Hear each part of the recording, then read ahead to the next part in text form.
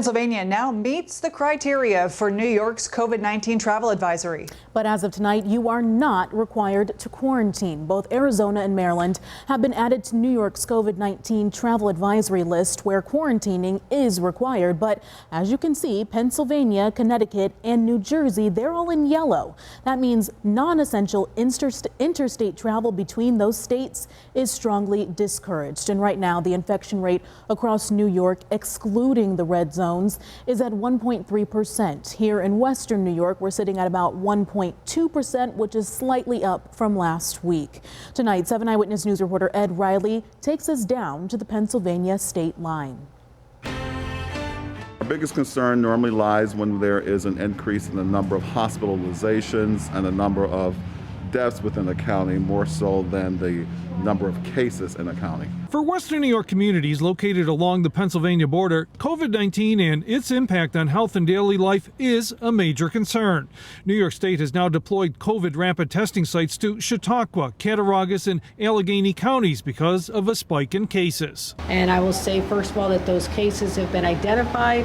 They are clusters primarily associated with healthcare facilities, mostly senior assisted living. Lieutenant Governor Kathy Hochul visited the sites and encouraged the public, even those with no symptoms, to get tested for free. Drive through, you don't even have to get out of your vehicle. It's simple.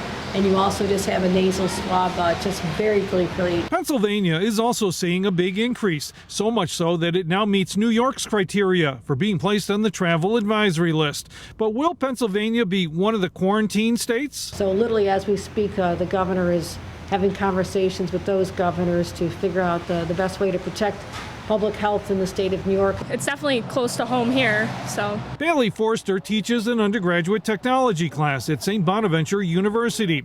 She said the uncertainty over the travel advisory is causing concern for her students who come from Pennsylvania.